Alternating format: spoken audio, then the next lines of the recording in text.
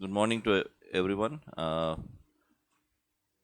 We welcome you all to the Padma Bhushan Dr. P. Siva Reddy Award session. So we'll starting off with the first presenter. May I request Dr. Mithun Tulsidas to present his paper.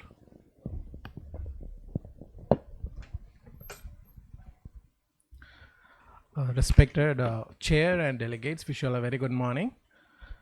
So I thank KSOS for giving me this opportunity. I'm presenting on outcomes of retropupillary iris claw lens in eyes with low corneal endothelial cell density. I have no financial interest. As we all know, FAK management as a consequence of complicated cataract surgery is very challenging.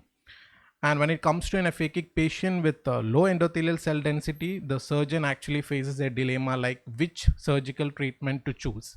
So we have different modalities of secondary IOL implantation in the market. We have the scleral fixated IOL, we have the anterior chamber IOL, recently we have the CMT flex IOL. But most of the time, retropupillary iris claw IOLs are the lens of choice, at least for the anterior segment surgeons, mainly due to the less invasiveness and less surgical time involved with it. So the purpose of the present study was to describe the surgical outcomes of iris claw intraocular lens implantation in aphakic patients whose preoperative endothelial cell density was less than 1000 cells. This was a single center, single surgeon retrospective study, and the medical and operative records of all patients who underwent iris claw lens implantation with preoperative endothelial cell density less than 1000 cells were reviewed. Patients with less than 6 months of follow-up, gross iris abnormalities, glaucoma and uveitis were excluded. So this is the lens used in the present study. It's Excellence from Excel Optics, Chennai. It's a PMMA lens with a biconvex design and a 5.5 into 8 mm. A constant is 117.2 and SRKT formula was used. The outcome measures included, the primary outcome measure was the corneal endothelial cell function, which included the cell density, coefficient of variation, hexagonality, corneal thickness, and the secondary outcome measure was visual acuity. These are the statistical methods used. Mainly the repeated measures ANOVA was used for the corneal endothelial cell function. Wilcoxon sign rank test was used for the visual acuity. Magnemer test for the complications or the postoperative side effects associated with it. And a p-value less than 0.05 is considered as significant. 27 eyes of 27 patients were included in the study, including 14 males and 13 females. The mean age was 69 years. The mean follow-up was 17 months, ranging from 6 months to 3 years. So as you can see, the corneal endothelial function, there was no statistically significant difference between the preoperative value and the final value. The cell density on an average was 758 preoperatively and 716 at the final follow-up. Coefficient of variation was 37% preoperatively and 35% at final follow-up. Hexagonality was 51% at preoperatively and 47% at the final follow-up. No patients developed bullous keratopathy during the follow-up period. The visual acuity improved significantly. Even the uncorrected distance visual acuity showed a statistically significant difference. 21 eyes had a final visual acuity more than or equal to 6/12, that is the corrected visual acuity. Two patients, one patient had cystoid macular edema and one patient had ERM. 4 were amblyopic. Those were the causes for impaired vision in the rest of the eyes.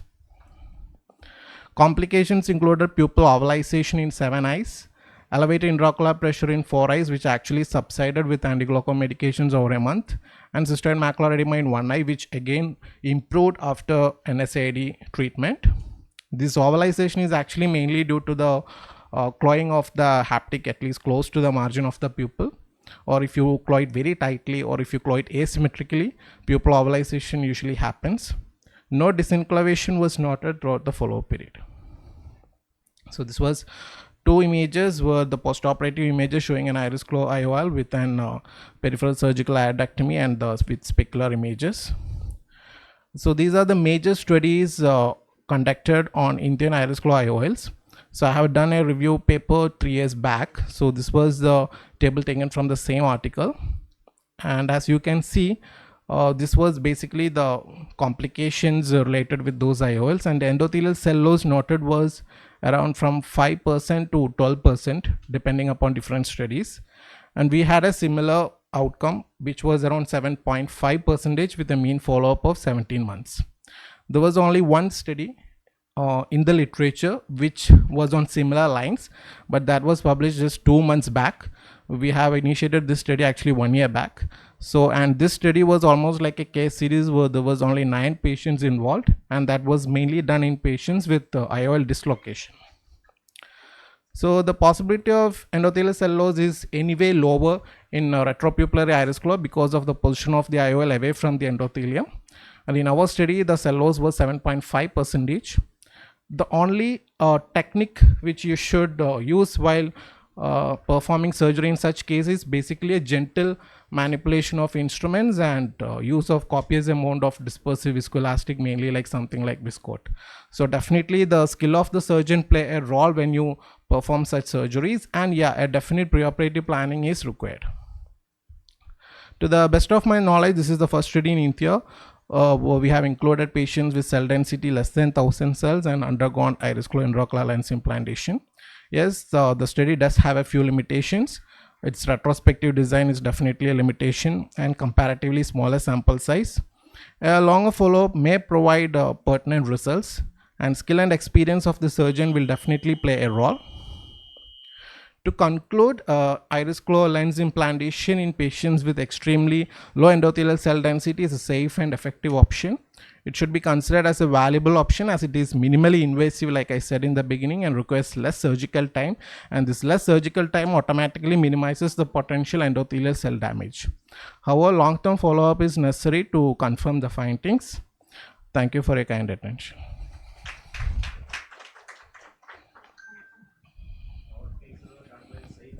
Yes, sir, all cases were done by me. Use the same Viscoat for all the patients? No, sir, not for all patients. Like depending upon the endothelial cell loss. Like basically, there was one patient with less than 500 cells. So in that case, I have definitely used a Viscoat. And most of the time, less than 750, I would prefer a Viscoat. But more than 750, I will use with the dispersive normal. What's the reason for all these patients having so much endothelial cell count? No, so all these patients were actually already undergone surgery and were secondary IOL implantation cases. So maybe the long term, like they were left aphakic for a long time also, and we don't know like what actually happened during the primary surgery. But like I said, the indications were mainly complicated cataract surgery in 70% of the eyes, and 2 patients had ocular trauma, 1 patient had ectopia lentis. No, ma'am. These all were left aphakic, so there was no primary intervention. Thank you. Thank you, sir.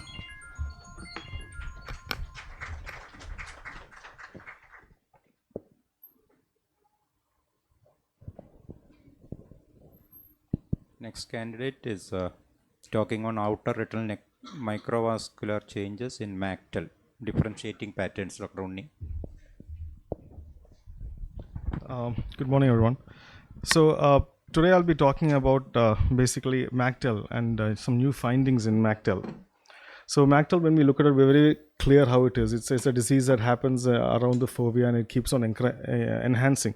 So far we have a concept of mactal being a disease which has a horizontal component. This is an angiography in mactal where you see some diffuse leak, but you see one particular area, and that is the occurrence of a CNVM, which is the most catastrophic thing to happen in a mactal. And the OCTA is now the best diagnosis how to make our secondary CNVM happening in mactal or macular telangiectasia. This is what the OCTA does. It gives you depth resolved each layer, the superficial layer, the intermediate layer, and the deep vascular layer where you see the changes. But in the avascular zone where you're not supposed to see anything, you see a membrane. This is proliferative mactal. Compared to non-proliferative mactal, where you don't see any neovascular changes in any of the membranes, any of the layers. However, there is a potential to see vascularity in the avascular layer, the deepest layer, and that is what this study is about. This study is a study of the verticality of the disease more than the horizontal. So we are looking at the OCTA changes, and we're comparing them with a finding called ORA, or outer retinal associated hyperreflectivity. So we're correlating OCT and OCTA changes to reveal a very peculiar feature. 60 eyes of a total 250 in which we found ORA. So finding of ORA and this is aura. Having hyperreflectivity at the base close to the RP is aura.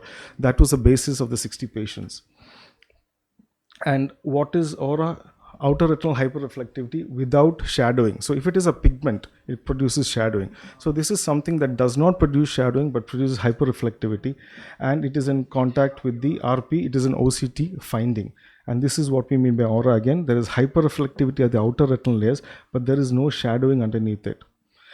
So it could be due to either a mild amount of RP migration or actual vascularization. So now we are looking at this because we are comparing the 3 vascular progressive changes vertically with aura.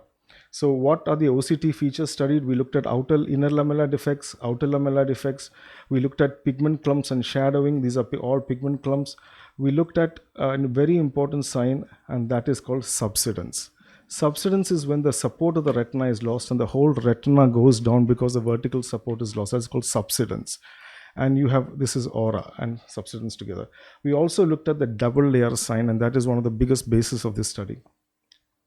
So over time, this is the double layer sign where you see the retina elevated, the RP elevated, and a gap between the Brooks membrane. Over time, we looked at the 3 OCTA findings, something called the right angle vessel, where the vessel goes suddenly right angle deeper, a vascular invasion, that is vascularity in the deepest layer of the retina where there's not supposed to be any vasculature, RCA, that is a vascularity starting at the top and reaching the choriocapillaries. So these are all progressive changes, a little bit proceeding towards the retina to the choriocapillaries, and finally the presence of a CNVM. So these were the findings in which you see the presence of subsidence, that is the flattening of the retina, the whole component because of atrophy was seen in 86%. Ellipsoid loss, that is the outer retinal loss, was seen in 100% patients. And you could see invasion, that is the presence of on the OCTA, seeing blood vessels in a previously avascular layer, is seen in 55 patients. On the left, you see blood vessels. This is not a CNVM. On the right, you see blood vessels. So how do you differentiate these two? That was the study. There were 33 patients in which we saw vascularity in the deepest layer, of which these were the associations. Subsidence, the retina flattening, was seen in 32 patients. Pigment clumps and cystoids, those gaps in the retina, were seen in 28 and 14 patients. And the double layer sign, that is a separation of the RP from the Brooks, which is a surrogate for thinking that there's a vascularity, was seen in one eye. But the association which was within subsidence. When the retina got flattened, you could see vascularity in the outer layers. The retinochoroidal anastomosis, when you see a blood vessel traversing the whole length up to the choriocapillaris, and these were the associations. The presence of pigment clumps, cystoids, and the DLS, the double layer sign, were the most common associations. And this is the significance of this study. Till now, we never had a marker or indicator which would tell you that a MACTEL would develop a CNVM. And this is the most potential marker, that the separation of the Brooks and the RP, as you see over here.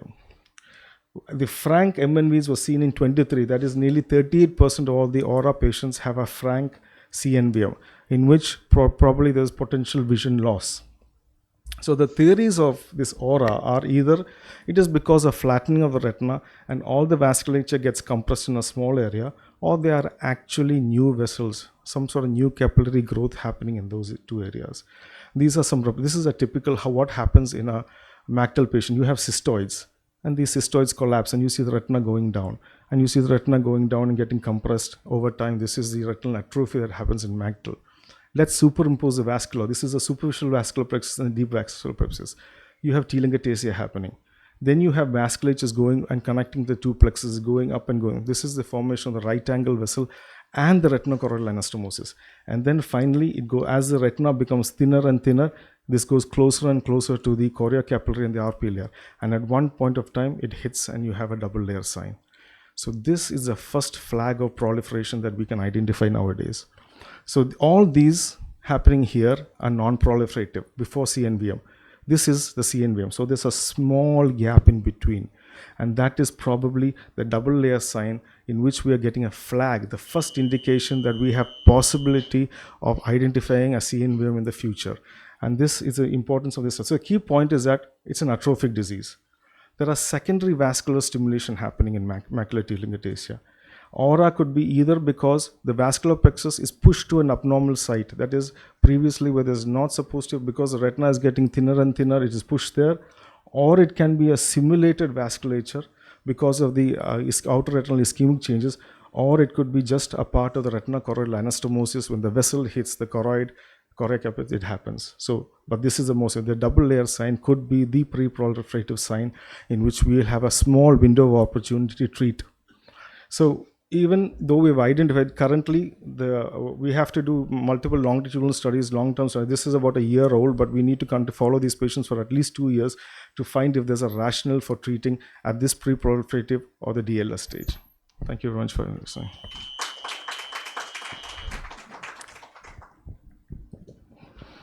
Help in your change in strategy for management? Yes, sir, because we see all these maculitis. Currently, we are looking at pigment clumping. The more the pigment clumping in the layers, where we feel that those are the patients who have a tendency to form CNVMs. But now if we can identify the double layer sign, currently we can watch them very closely. Once the patient hits a CNVM, the visual acuity is lost tremendously. So we have this small. Are we justified in treating? I would probably think of treating if it was a one-eyed patient, one eye lost to CNV the other eye. I would probably at this point of time treat these patients with anti-VEGF and see whether the DLS collapses or the vasculature regresses. So we have an opportunity of doing an OCT because we don't have to do an FA. We can do an OCT and see whether the vasculature regresses. How frequently you need to follow up these patients? Sir, I follow them as closely as 1 month at this particular stage. When a one eye lost patient, the other eye has got a double layer sign, pigment, a severe thinning, I go for it. I go for home amsler monitoring as well. But I am very meticulous in my one-eyed patients, and they are also willing to come this frequently because they've lost an eye. Thank you. Sorry? No, DLS was 5 patients. It was divided into 3 groups. So it is most common in the group with the retinochoroidal anastomosis. When there is a CNVM, you cannot identify a DLS because it's already the whole area is damaged. The DLS was also present in one group before that, which means that as the vasculature is increasing, there's more local neovascularity changes. There is a separation, and that separation is probably due to some subtle vascularity in between. Thank you. I think the last statement you made, you have to look at it prospectively. That's very, very important, I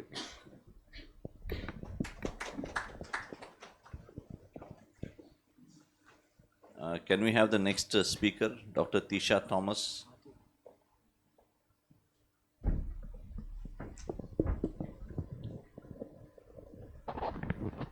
A very good morning to all. So my study was on comparing retinal microvasculature in amblyopic and healthy fellow eyes of children using OCTA. So a brief introduction, we all know that amblyopia is a unilateral or bilateral reduction in best corrected visual acuity during the years of visual development secondary to abnormal visual stimulation. It's also defined based on visual acuity, that is 2 or more Snellen or logMAR lines difference between 2 eyes. And as per amblyopia treatment study, this is one of the most common cause of monocular vision loss in children. With the advent of OCTA, which is a non-invasive imaging modality, it permits visualization of microvasculature of retina throughout its depth.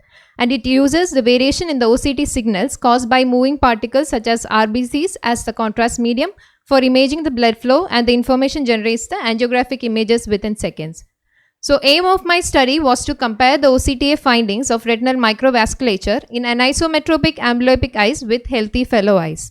Primary objective was to quantify the changes in vessel density in amblyopic eye and fellow eye, and secondary objective was to compare and find out the possible association between retinal microvasculature and amblyopia, and to correlate the severity and type of amblyopia with vessel density values.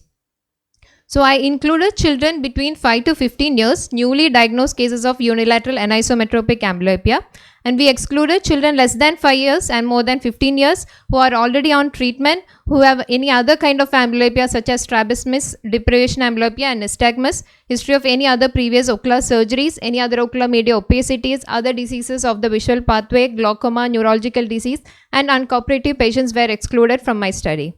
So methodology, we included the study participants were children presenting to our OPD department of Shankara Eye Hospital, Coimbatore, and newly diagnosed cases with sample size of 40. And after taking parent informed consent form and child assent form, we did a refraction, uncorrected visual acuity and best corrected visual acuity was noted. Anterior segment and posterior segment examination was done to rule out any other pathologies. And patients coming under our inclusion criteria was taken up for OCT imaging for both eye using SWEPSOS OCT.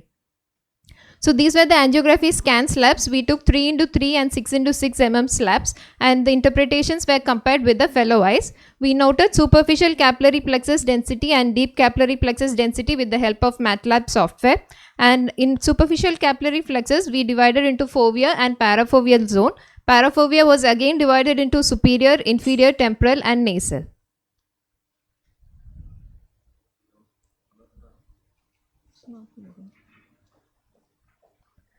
And in foveal avascular zone, so regarding foveal avascular zone, the parameters we included were area, perimeter, circularity and acircularity index. And macular cube of 512 into 256 scan was taken to know the central macular thickness. This was the statistical data analysis that we did. Coming to the results, so among all the variables, the logMAR best corrected visual acuity between the ambulopic group and fellow eye group was significant. Whereas regarding the gender, we had an equal ratio of female and male children. And regarding the eye involvement also, we had a 1:1 ratio of right eye and left eye involvement. So the severity of amblyopia, we had more of moderate amblyopes, that is vision with 612, between 612 and 636, followed by mild and followed by severe. Regarding the type of refractive error, we had more of myopes, followed by astigmatism and followed by hypermetropes. Now coming to the OCTA parameters which we studied. So first one was central macular thickness. We didn't have any significant change in the both eyes. And regarding the foveal avascular zone, that is area and perimeter, same, we didn't find any significant difference. Whereas in the acircularity index, we found that there is an increase in acircularity index in amblyopic eye group when compared to the fellow eye group. Coming to the density, mean vessel density of superficial plexus. So mainly in the parafoveal zone, we found that there is a decrease in vessel density in nasal and temporal quadrant of parafoveal zone in the amblyopic eye group.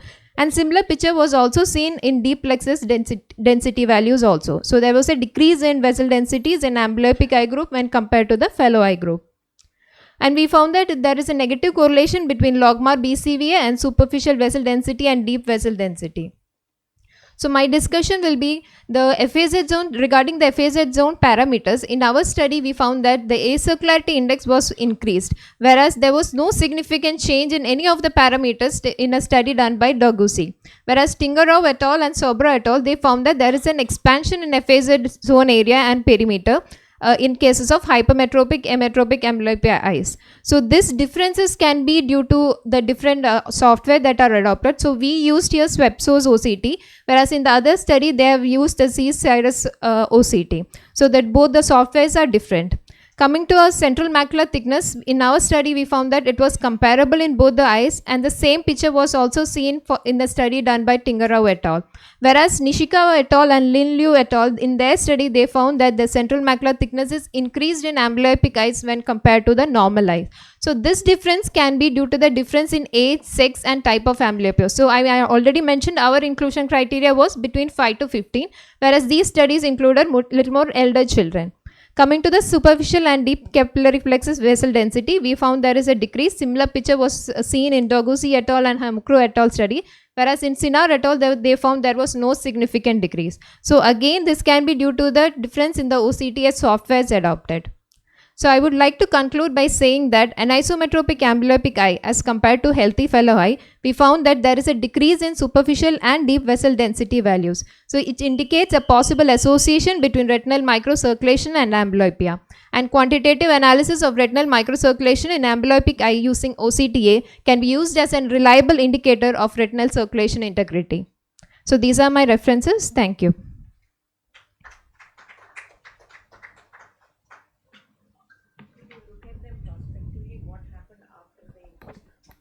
Sorry, ma'am. Was there any change in the OCTA with the improvement in the visual acuity? Ma'am, Or did patching made any difference? actually, Patching or now whatever we are mode? doing a study on that, ma'am. So pre-treatment and post-treatment, is there any change? Is there any improvement in the retinal microcirculation? So that will be a long-term study that we are now coming up with that study, ma'am. Who paid for the OCTA? It was free, ma'am. It was like free of cost. for the study. No. Patient did not pay. That's. Yeah. I'm happy about patient did not pay. No, it was Because for the study purpose, ma'am. So it was it was done free of cost. free. Hospital paid.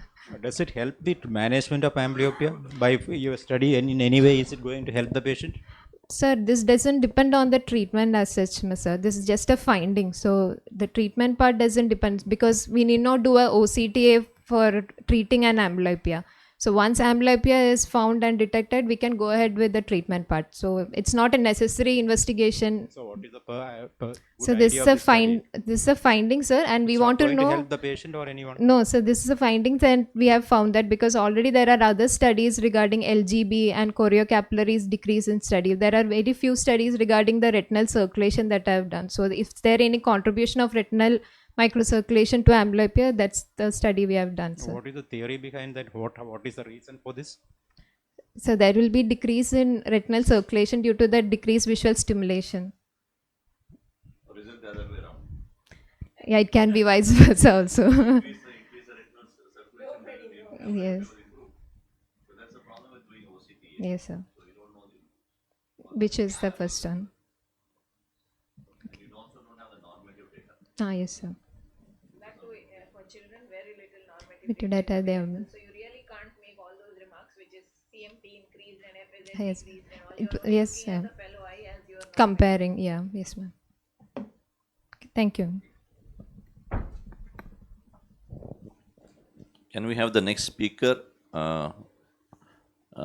Vandana Sundaram?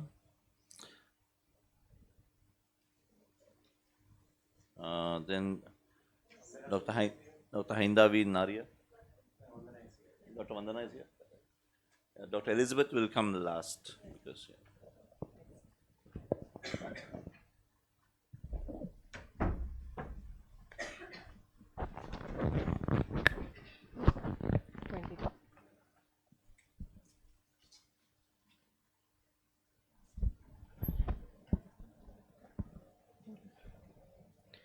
Okay, good morning everyone.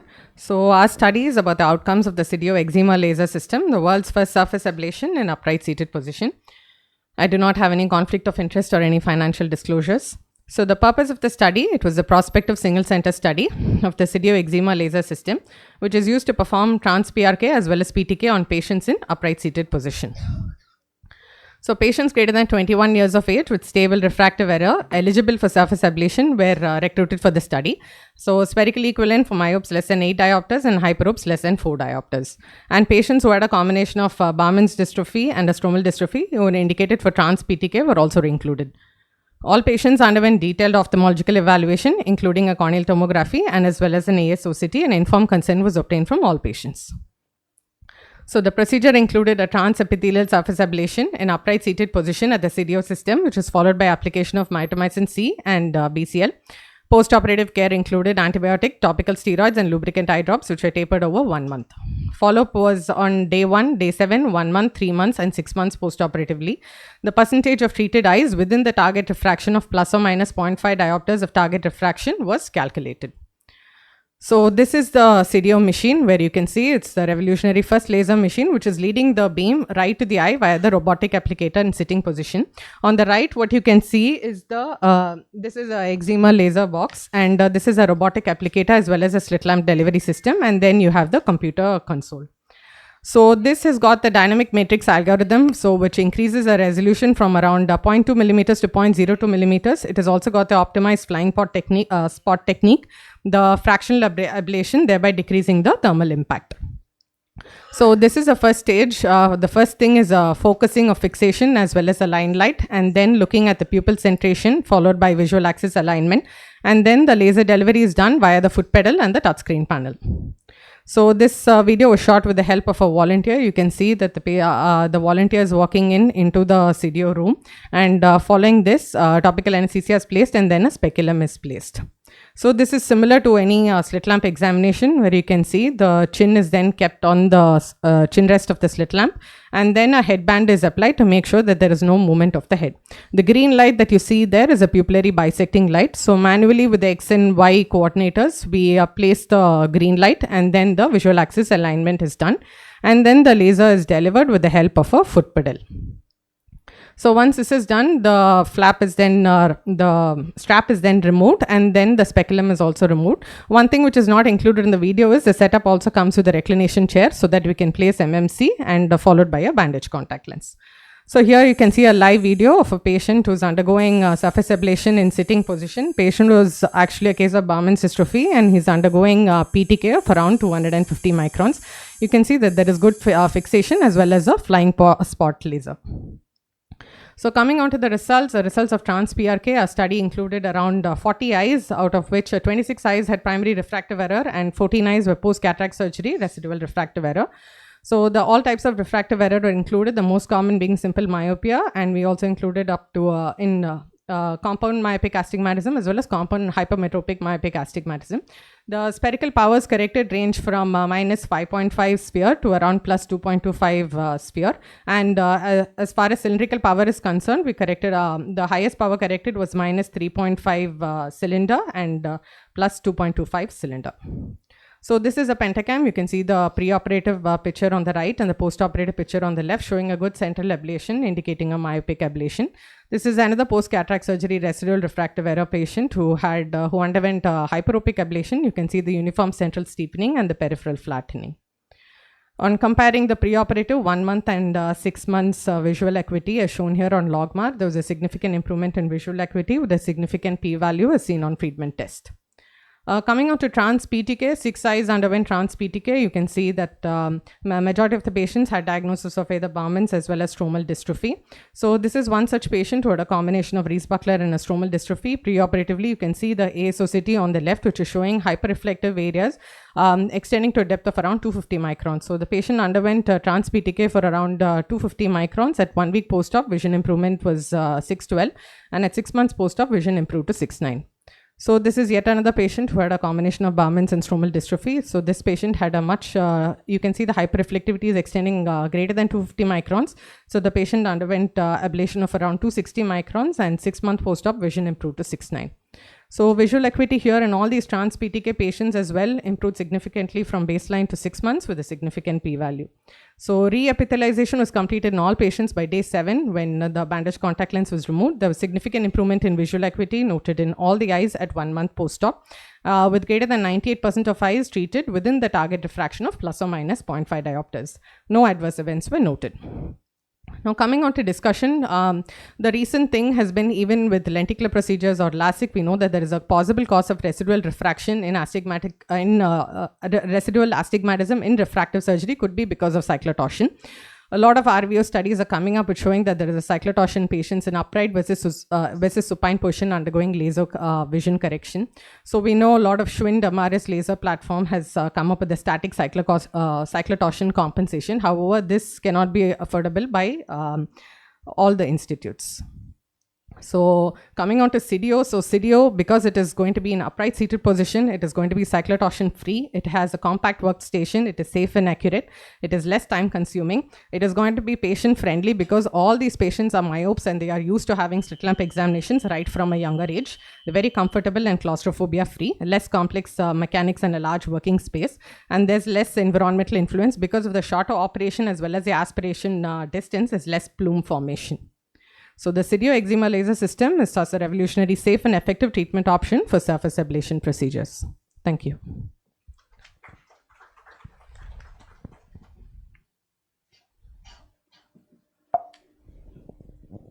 Thank you.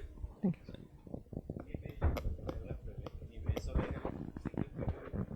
No, sir. None of them. Because it's very small. It's a very small duration, sir. So hardly a few seconds, like 15 seconds, 20 seconds. That's how it is. So no vasovagal syncope in any of the 40 patients. Majority were young patients, except for those 14 patients who had post-cataract surgery, residual refractive error. All of them were young patients. They were all very comfortable.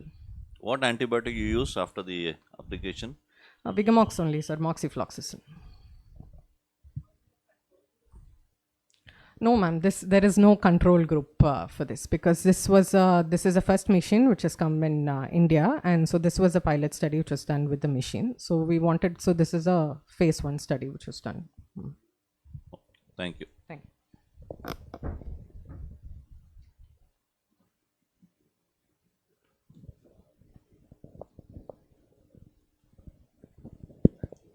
Next speaker is Hain Devi Naria, polypoidal choroidal vasculopathy in the young chief and president.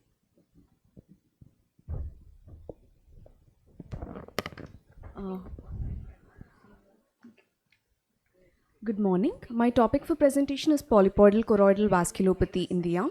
It was first described by Januzzi in 1982 and is found to be more common above 60 years of age. The average age in Indian population is 61 years with a male predominance. So there's paucity of literature regarding its manifestation in younger patients, and the current body of evidence is limited to isolated case reports and a small case series, thus creating a significant knowledge gap in understanding the disease in the younger demographic. So our primary aim is to study the demographic features, clinical presentation, multimodal imaging characteristics in individuals under 50 years of age, and to see if this phenotype is different and compare the features with that over 50 years of age. So it's a retrospective observational study. Electronic medical records of 1100 diagnosed cases of PCV were analyzed, and we found 56 patients. So patients who showed features of PCV such as elevated orangish nodules, submacular hemorrhage, serosanguinous PEDs, and lipid exudation out of proportion to the lesion had comprehensive ophthalmic evaluation, including BCVA, slit lamp, and fundus examination. And they also underwent multimodal imaging like color fundus photo, OCT, FFA, and ICGA.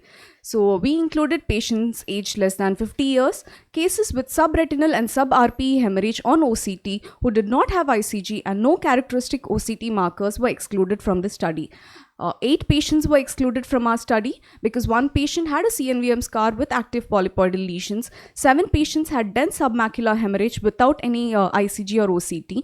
So only 48 patients were eligible for the study. We found a prevalence of 4.36% of young PCV in 1100 diagnosed cases of PCV. The mean age was found to be 44.73 years, and the youngest patient in our series is 32 years old. 66% of them were females. So a small example of a 32-year-old female who complained of blurred vision in right eye with associated metamorphopsia. She was diagnosed as retinitis with inflammatory CNVM elsewhere. She took a course of oral steroids and 4 doses of intravitreal ranibizumab injection with no improvement. She presented to us with best corrected visual acuity of 6.9 and 6. Fundus examination of the right eye showed a coin-shaped lesion. OCT showed a peaked PED with SMD. FFA, in FFA we can see a hyperfluorescent lesion at the macula. In ICG there's a nodular hyperfluorescent lesion with surrounding hyperfluorescence suggestive of ICG. She subsequently received treatment with aflibercept and had improved. So mean visual acuity at presentation was 0.46 logMAR units, which is nearly 6/18, and at last presentation it is 0.39 logMAR units, which is roughly 6/12. The p-value was not significant. So 60% of the patients in our study had a hemorrhagic presentation. The lesions were subfoveal in 77% of the cases. And in this ICG picture, we can see a cluster of polypoidal lesions subfoveally. And this is another, first picture shows an aneurysmal network which is ending in polypoidal lesions. So in ICG, 67% of the patients had predominantly polypoidal lesions, and 32% of the patients had abnormal neovascular network. So another example of a 46-year-old female, her vision was good, but she had complained of metamorphopsia. Examination showed a small subfoveal PED. We had managed her conservatively, and she presented 1 year later with diminished vision and metamorphopsia. Her vision at this presentation was 6.9 and 8. Fundus examination showed multiple yellow discrete lesions around the fovea. OCT showed an SMD, irregular RPE, which was ending in a peaked PED. ICG showed abnormal neovascular network subfoveally, which was ending in polypoidal lesions. We again diagnosed her as PCV. And in this picture, we can see how well the polypoidal lesions have resolved after injections and with only residual branching neovascular network.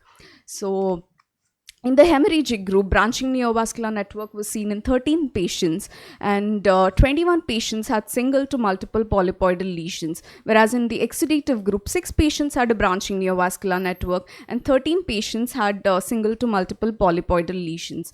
The mean choroidal thickness in the PCV eye was 355 microns, the other eye it was 348 microns, and hemorrhagic PED was seen in 53% of the cases, followed by fibrovascular PED in 37% of the cases.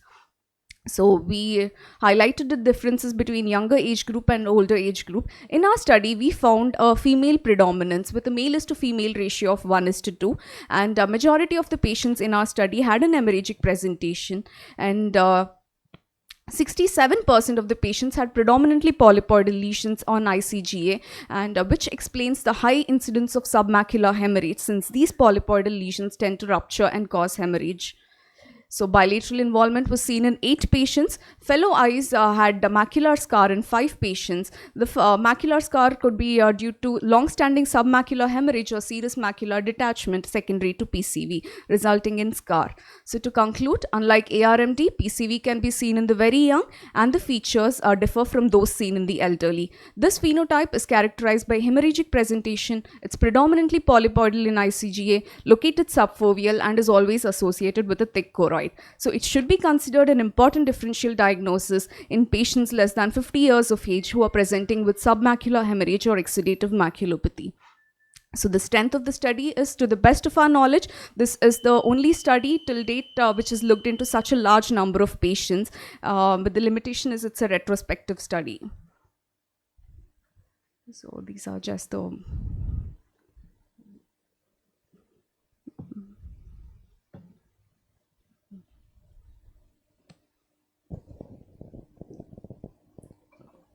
No, okay, thank you. No Thank you, questions.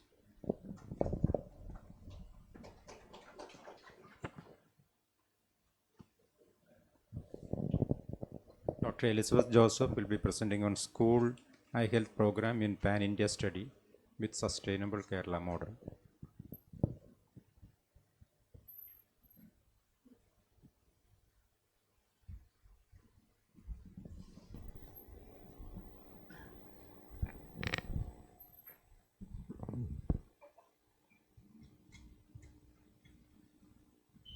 Good morning, everyone. School Eye Health Program, a pan-India study with a sustainable Kerala model. Visual impairment is the leading cause of learning difficulty in children, and early detection and treatment of childhood eye problems has a big role in eliminating avoidable visual impairment. And for the last many years, school screening programs are undertaken in India, but many of these are not standardized and is often limited to the certain schools, as said by the Ministry of Health and Family Welfare, New Delhi. And the importance of a standardized data cannot be overemphasized. You cannot manage what you don't measure. The aim of the present study is to be part of a pan-India study of eye problems, especially refractive errors in children, to evolve a standardized testing procedure and treatment facilities, to create a model for sustainable eye care in children of India, and to compare Kerala data with other parts of India, and to assess compliance to spectacle wear. Materials and methods: we used a standardized software-based school screening program in 2 phases, phase 1 from 2016 to 2019 and phase 2 from 2019 to 2024, under the guidance and financial support from Orbis International. And we were happy to be included with other major institutes in India. 6 major institutes, including Shankar Nethralaya, Aravind Eye Hospital from Tamil Nadu, H.V. Desai from Maharashtra, Sadhguru from Madhya Pradesh, Netra Nirmaya from West Bengal, and Little Flower Hospital participated in this study, and each hospital obtained ethical clearance from their respective institutional review boards, and an agreement was signed to share the data between all these participating institutes. And the present study consisted of a standardized testing methods and covered all schools in government, private, semi-rural, urban, all schools in a particular district. And until this study, we lacked nationwide data. Prior consent was obtained from the authorities, and a team including optometrist, project officer, optician and an ophthalmologist visited the school and conducted eye examination. The protocol for primary screening was conducted in a classroom. Visual acuity was tested monocularly using a pocket vision screener which had a 6:9 letter type which is crowded, and the test was repeated with plus 1.5 diopter lens to uncover any hypermetropia, and torchlight examination was done to detect strabismus, etc. And autorefractors were also used, and the data entry was also fully computerized using a tablet which maintained an electronic database. And secondary examination was done by ophthalmologists to all the children who failed the first primary screening. Simultaneously, we did health education classes to the teachers, and during secondary examination, spectacles were dispensed and children were selected for additional procedures like strabismus surgery, cataract surgery, evaluation of retina, glaucoma problems, etc. And compliance was tested 3 months later. That was the phase 1, and then after the phase 1 was over, phase 2 study was done, whereby we established a green vision center which was powered by solar energy in the district, same district, and three other vision centers were attached to hospitals. Each vision center was fully equipped for follow-up and spectacle dispensing. There was a full-time optometrist and a part-time pediatric ophthalmologist. Coming to the results, phase 1. This is the Kerala statistics. We did 2,64,787 children, and we picked up 13,419 refractive errors. We also picked up cases of cataract, corneal opacities, glaucoma cases, high myopes, low vision patients, nystagmus, squint and retina cases. All these cases were attended to in the base hospital, were treated. Some more details about Kerala data. We had 2,64,787 children screened in the age group of 5 to 18 years, and the boys and girls number was almost similar, and the children with refractive errors, the percentage will come to 6.01%. So the prevalence of refractive error in Kerala is 6.01% in the Trichy district. Of that, nearly 60% of the children were already wearing glasses. 40% were picked up during our study. And this is age-wise distribution of refractive errors in Kerala. All the different age groups, 5 to 9, 10 to 14 and 15 to 18 years. In all the age groups, the maximum refractive error was between the -0.5 to -3 diopter group. Between -3 to -6 diopters, it varied from 7.34% to 8.77%. And more than -6 diopter was less than 2%. Similarly, hypermetropia also was less than 2 diopter. Astigmatism, we use the spherical equivalent, so it was calculated as either myopia or hypermetropia. This is about girls. Boys also, the picture was not much different. It's almost same. And we checked a compliance test after 3 months to spectacles. We found that the compliance to spectacles was only about 71 to 80%, and the biggest barrier in Kerala is Ayurveda. And coming to comparison of data from all other institutes, this was shared to us by Orbis. In the study in Kerala, there is a 6.01% of refractive error prevalence. Madhya Pradesh is 3.08%, Maharashtra 2.39%, Tamil Nadu 4.79%, and West Bengal 1.05%. So the Kerala has the maximum prevalence of refractive error and West Bengal the least. And coming to phase 2 study, we did again screening of 2,51,843 children, and of them we found that 54% of children already wearing glasses needed new glasses. Only 46% could continue the same glasses. To conclude how this study is different, this is the first pan-India study to apply standard vision screening and data acquisition protocols, largest study involving 2 million children across India. And we found that the refractive error is maximum in Kerala, maybe due to the high literacy rates and minimal rural-urban difference in Kerala. And phase 2 study emphasized the need for continued monitoring and change of prescriptions. and this is important in future planning. Steady improvement in educational level of children may raise the number of myopia, and the pan-India data will help in planning and policy making, especially myopia control measures. Thank you for a patient hearing. Madam, in the chart you showed quite a number of children undergoing orbit procedures. Orbit. What were they? Small procedures like limbal nodule. I think pterygium. 200 patients underwent. Such procedures. I think, and then ptosis was also there. That was also included in the orbit. Ptosis was there. Thank you. So refractive error in That's Kerala? only we can only speculate. We think that Kerala has the maximum. Maybe it's because of the high literacy rate of the parents, mothers, and the children. One thing, and another thing, there is not much of a rural-urban difference in Kerala. These are all only postulations. We cannot West say. Bengal, Maybe it's only genetic. West Bengal, it is only 1%. 1%. That is the study from our study. So you And say, this you said it is a data was a uniform pattern. You said you had a uniform same pattern kind of screening. pattern, but it is different in different places.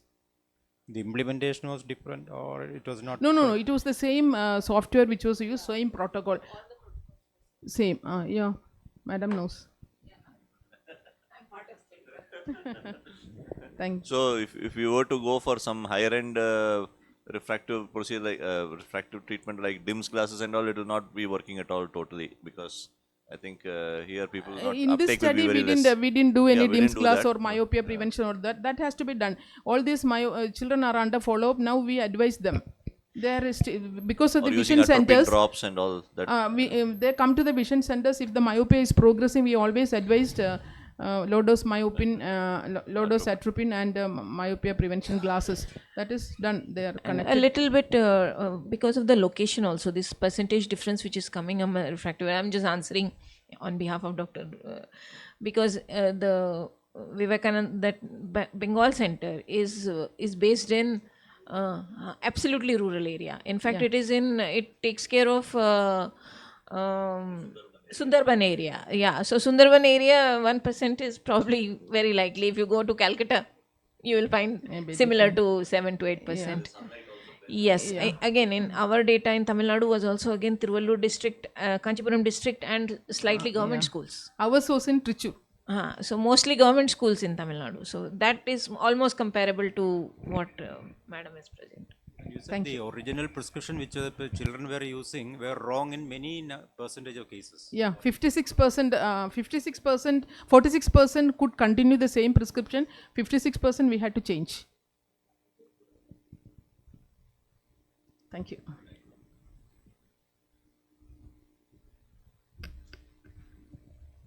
Next speaker is Dr. Natasha Radhakrishnan, talking on social challenges and the unseen burden in pediatric uveitis.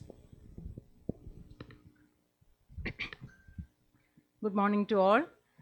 My topic is psychosocial challenges, the unseen burden in pediatric uveitis, a quantitative and qualitative study. So pediatric uveitis, you know, has late presentation and chronic relapsing course, and it is potentially sight threatening. The clinical aspect always comes under the scope when they come to us, but the psychosocial impact is often neglected. Pediatric age, there is significant morbidity and higher disability associated life years in these children.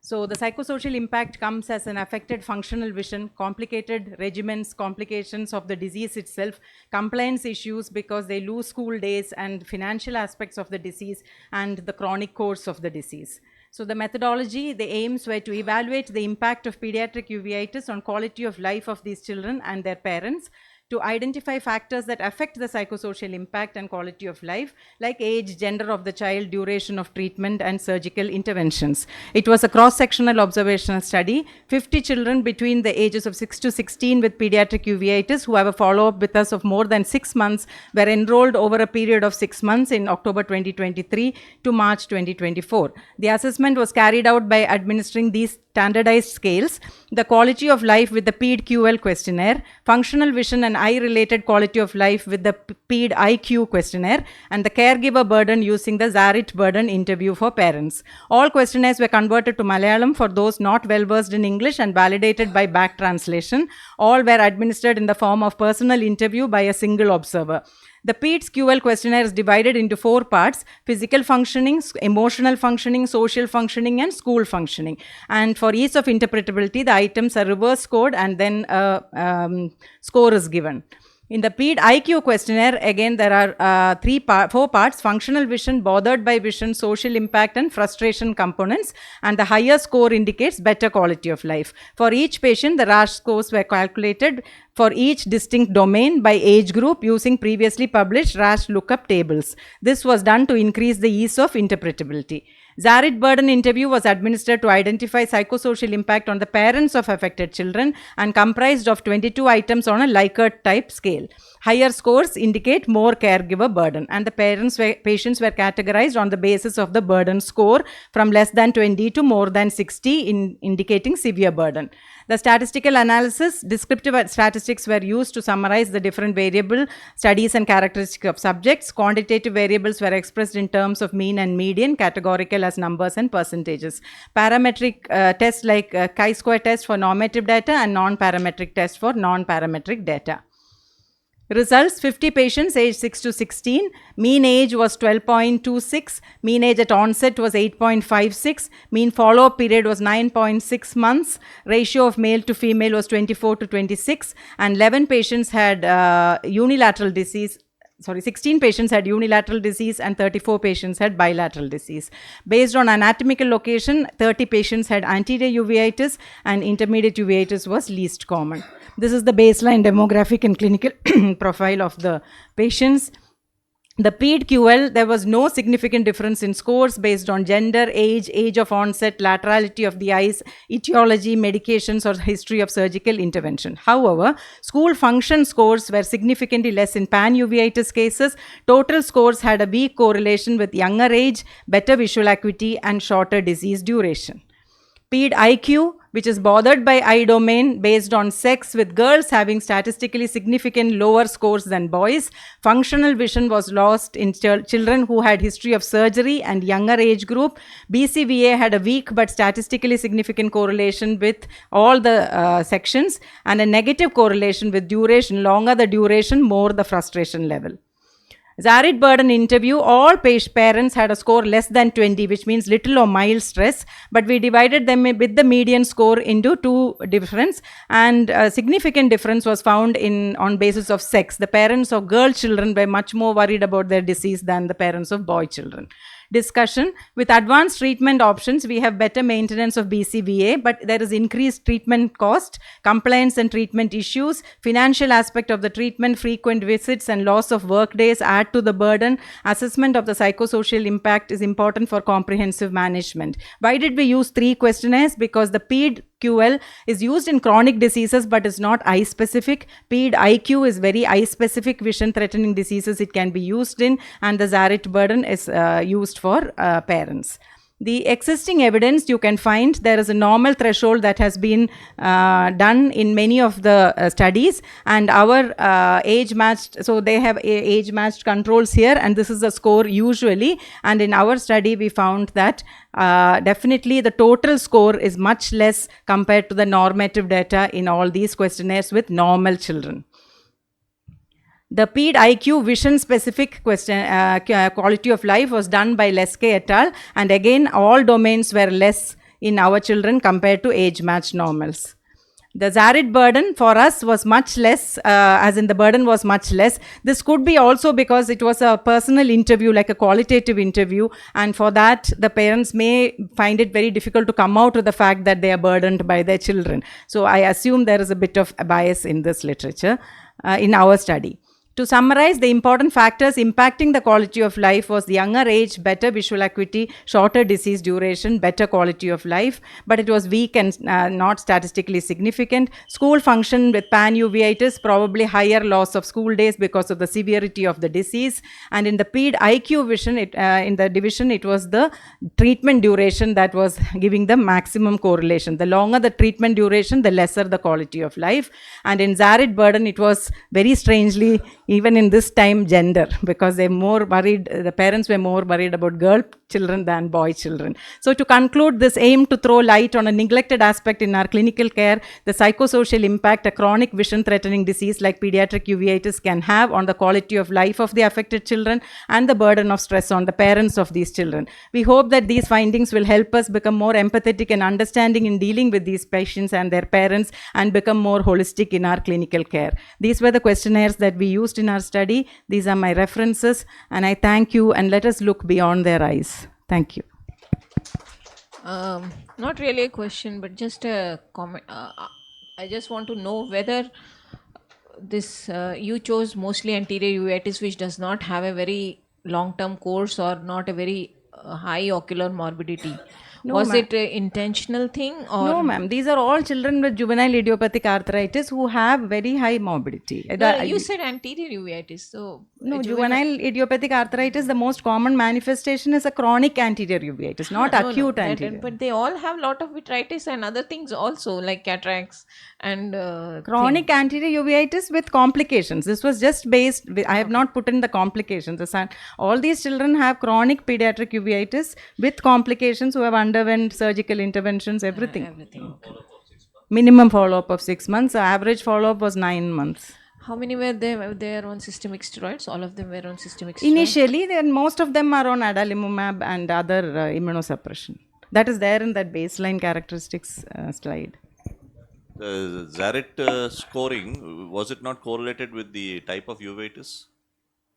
Everything was correlated, sir. All the questionnaires were correlated with the type of uveitis. But the Zarit score will be lower if you have a pan-uveitis or posterior uveitis, something like that. But even though even pan-uveitis, posterior uveitis, actually because they were all on immunosuppression for long term, the amount of times they need to come, all of that was very similar. But somehow there was no correlation with any of that except gender. When we did the multivariate, the final analysis. Thank you.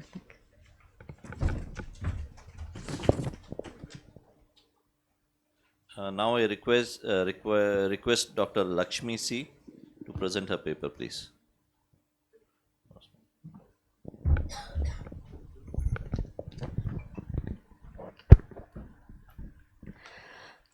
Good morning. I'll be presenting my paper of perspectives of stakeholders regarding assessment and treatment of refractive error and amblyopia in preschool children of Kozhikode district. It's a purely qualitative study.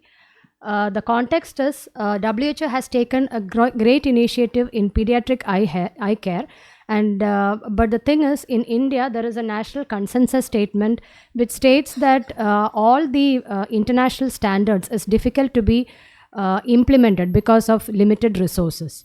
And if we look at the literacy states of different states, it's different, and the health indices are also different. Kerala has a high literacy state. And even in Kerala, there has been a recent study in 2023 where disability due to preventable causes is very high, as high as 50%. So we decided to do a qualitative study and to go into the community and assess the regional differences, traditional practices, so that we could come up with customized screening programs and most probably bridge the gap between the research and the policy making. The aim of the study was to study the awareness and perspectives of stakeholders regarding refractive error and amblyopia in preschool children. The objectives, first objective was same, and the second was to identify the barriers faced by the stakeholders. It was a purely community-based qualitative study in the rural field practice area of tertiary care center in North Kerala for a period of 2 months.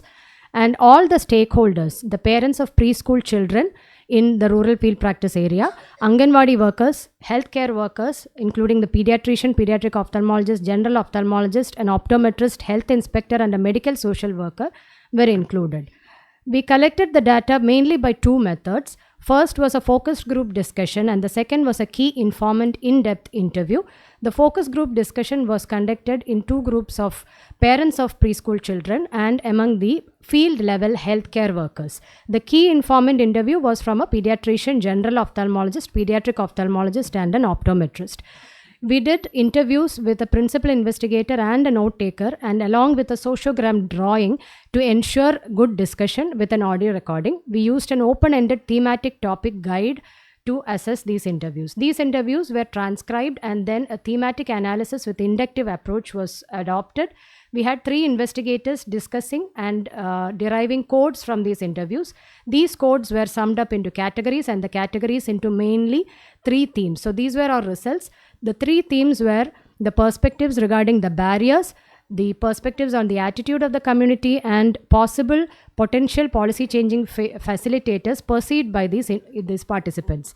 The perceived barriers were lack of information, education, communication activities at various stakeholder levels, practical difficulties like shortage of trained optometrists, symptom-based health-seeking behavior, and amblyopia being a very difficult concept to understand. And there are no streamlined screening programs in preschool children. The attitude of the community, it was surprising to see that social stigma, financial barriers, and access to healthcare was not perceived by these participants as an important barrier. But the government programs were very well accepted, and they knew very well the role of field level health workers like Anganwadi workers and Asha workers. And they did not prefer alternative medicine in our participants. So the policy changing things that they felt were dissemination of information, especially with associations like associations of ophthalmologists and pediatricians, may have an important role according to the doctors. According to the parents, the timing, site, and personnel who give the information was important. They preferred these sites for information imparting.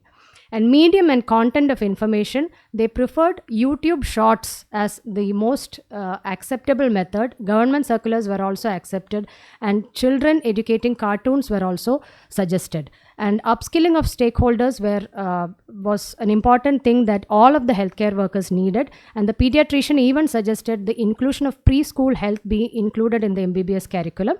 Screening programs, all of them requested that they needed IEC activities along with the screening program and involvement of the field level workers. So these were the important verbatim comments that we got from the qualitative assessment.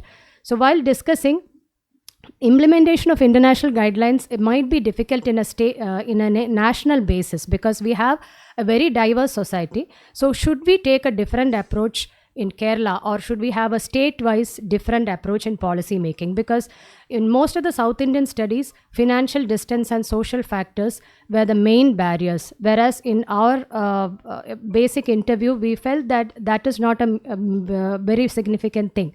So this could be an indicator of regional differences because of maybe literacy rate or any other differences. And national consensus has also suggested universal immunization program linked vision screening programs, and role of preschool teachers in assessing preschool vision has been found to be an effective method which has been studied extensively in Malaysia. Screening with photo screeners are also being done in many places, and from insights from our study, our people are very well aware of the government programs. They know the level of work that the field workers are doing, and they are also highly literate. So since we have these insights from this small study, qualitative study, there is a need for structured preschool vision screening along with that awareness program. So what our study adds is, even though the other studies compare access to medical health as a big barrier, knowledge gap is the barrier that we felt, and the discussions impart that IEC activities are very well accepted by our patients. So implementing policies rather than having a national policy, maybe a statewide policy with understanding the felt needs of the society might be the way to look forward. So that is our conclusion. These are my references, and this is the interview guide that we used. Thank you.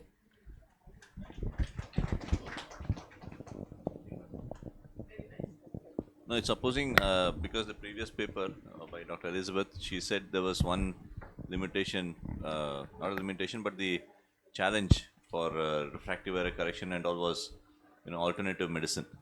Yes, in but your- we had a very small community. It was a qualitative analysis. We True, don't true. have a quantitative assessment. But Study, you were just asking yes, questions and we discussing. had focus group discussion among 3 groups, True, but I understood that. none Yeah. of them had Yeah, that but thing. supposing you were to intervene, then will you see that reflection of people Could be. going in for alternative medicine? But the preschool age, that they actually mentioned. Preschool age, they don't prefer alternative medicine. But when the child is slightly older, they don't mind. Yeah, That so is once the because all was, you were comparing in the last 2 slides but one, you were comparing intervention versus non-intervention. Yours was non-intervention, it was a questionnaire-based survey and a focus group. not a But- questionnaire. Yeah, I mean, yeah, it was so, an observation observation study, but yes. the comparator was actually intervention. When they intervened, then there was a, you're not comparing head to head. No, and like those are all national consensus Correct. statement, and the After other study intervention has was been done.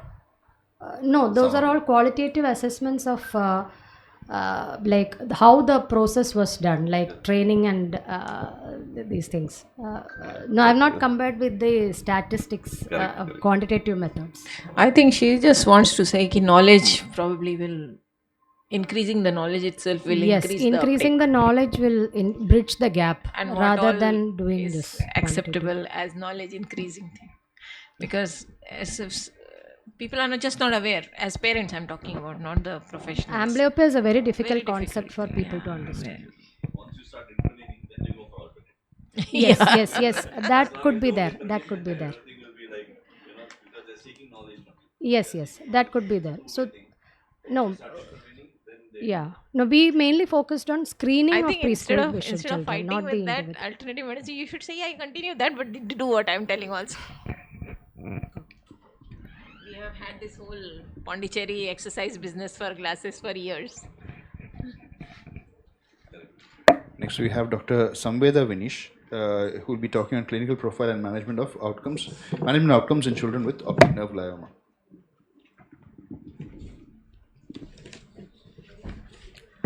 Good morning. Today I'm going to talk on clinical profile and management outcomes in children with optic nerve glioma. Optic nerve glioma represents about 2 to 5% of pediatric brain tumors. It can arise sporadically or as a part of tumor predisposition syndrome, such as neurofibromatosis 1.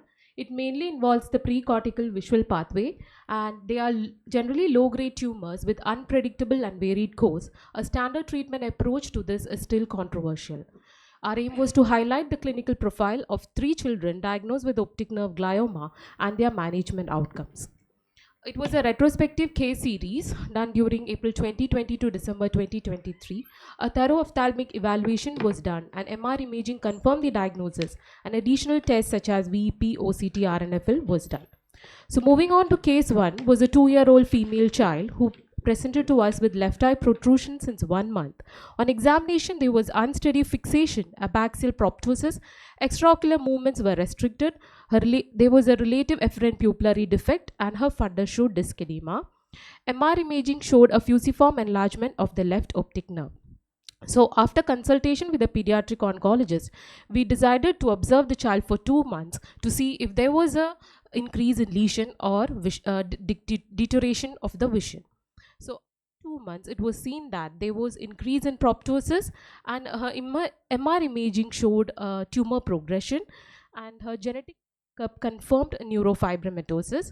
So the child was sent to pediatric oncologist for chemotherapy. After 4 months, the child came back to us without starting chemotherapy. There was worsening of clinical symptoms, and her MRI showed further tumor progression. So the parents were counseled regarding the need of starting chemotherapy, and the child was started on systemic vincristine and carboplatin. This was her clinical picture post chemotherapy. There was reduction in proptosis and improvement in her ocular motility, and her vision at 36-month follow-up was 624 in her left eye. Moving on to case 2 with a similar clinical picture, this was a 6-year-old female who presented to us with right eye protrusion since 2 years. On examination, there was bilateral proptosis with vision 612 in right eye and 69 in left eye with associated multiple cafe au lait spots. Since it was a progressive bilateral disease, we advised chemotherapy, and after 1 month, the child came back to us without undergoing chemotherapy, for which the parents were counseled to start chemotherapy. So follow-up chemotherapy after 1 year post-chemotherapy, her vision in right eye was 6/9 and in left eye was 6/6 parts with stable fundus and stable OCT-RNFL.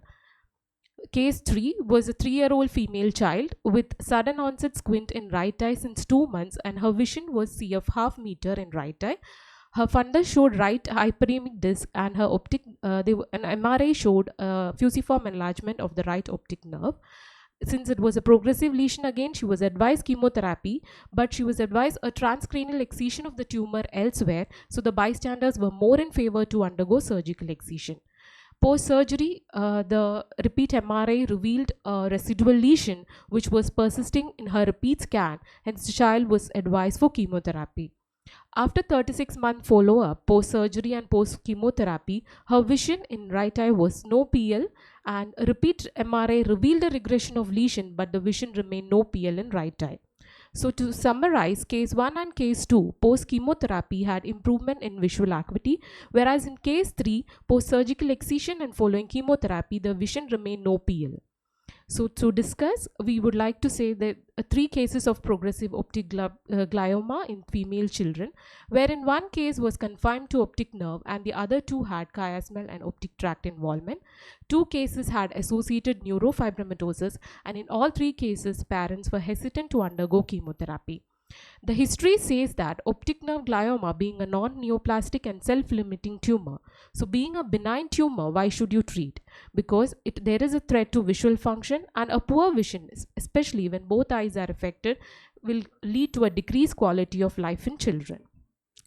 Glioma has a variable outcomes. The treatment options are still controversial. It is observation versus treatment.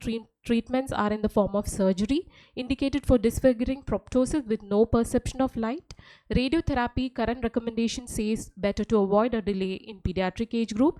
Chemotherapy is the first line of treatment of choice in a progressive disease. Systemic chemotherapy, the first line chemotherapeutic agents, vincristine and carboplatin, are well tolerated and they have a good safety profile with no reports of any secondary malignancies or treatment related mortalities being reported. In literature search, we found that children who underwent chemotherapy had a favorable visual outcomes. And so to conclude, I would like to say that more awareness is required regarding the need and safety profile of systemic chemotherapy in progressive gliomas. A close follow-up is mandatory, and initiation of systemic chemotherapy at the earliest sign of progression is required for better functional and cosmetic outcomes. These are my references, and thank you.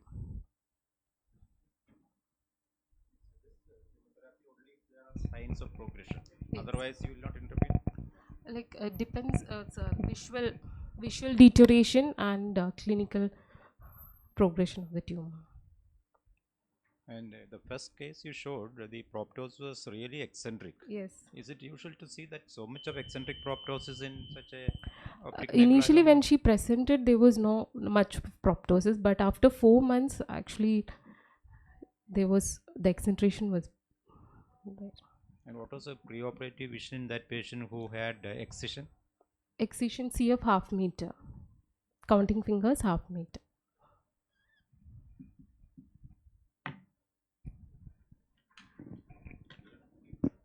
Sometimes post-chemotherapy you can have vision loss.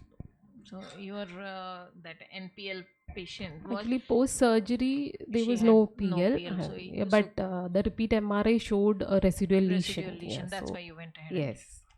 But when she came to you first time, was she still no PL at that time? No, she had vision. CF half meter was there. Thank you. Next we have Dr. Kushal Gaud Taduri, and who will be speaking on phacoendocyclophotocoagulation versus phacotrabeclectomy in advanced glaucoma. So, good morning, everyone. My topic is phacoendocyclophotoglycation versus phacotrabeclectomy in advanced glaucomas.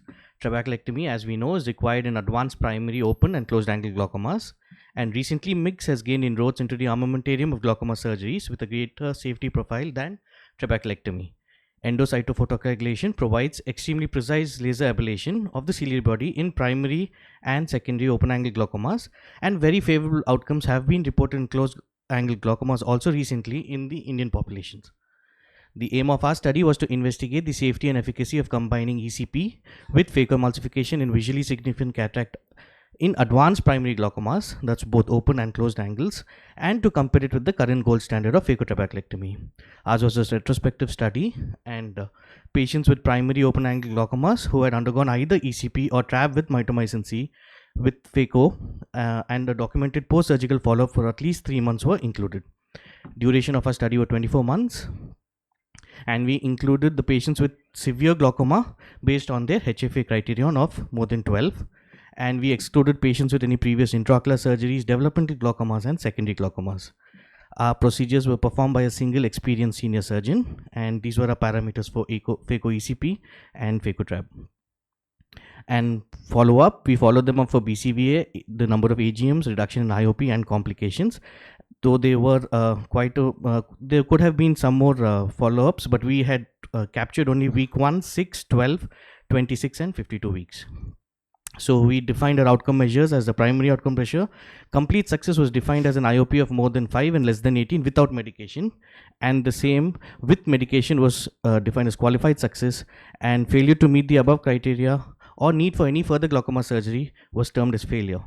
Our secondary outcome measures were visual acuity, anti-glaucoma medications, interventions, and complications. So these were our various statistical methods used. And coming up to our results, we included 28 patients with 14 months follow-up in the phaco ECP group and 24 patients with 12 months follow-up in the phacotrab group. The intraocular pressure, number of anti-glaucoma medications, and the best corrected visual acuity were comparable between the groups, but the mean deviation was slightly more in the phacotrab group. And when comparing the intra-group comparison, that is pre and post procedure in the ECP and phacotrab group, we have seen that there was statistically significant decrease in the intraocular pressure and number of anti-glaucoma medications, and there was an improvement in the visual acuity, but it was statistically significant in the phaco ECP group, and this was similarly observed when when there was an intergroup comparison also. So coming up to the complications, we had about 10% early complications in the phaco ECP group and about 25% of early complications in the phacotrab group. And coming up to the late complications, it was about 7% in the phaco ECP group and 12.5% in the phacotrab group. On comparing the complications, it was found to be just statistically significant between both the groups. Coming up to the interventions, this is where phaco ECP really scores. We had to intervene only for a single case in the phaco ECP group, and there was about 79% interventions required in the phacotrab group, mainly being bleb related.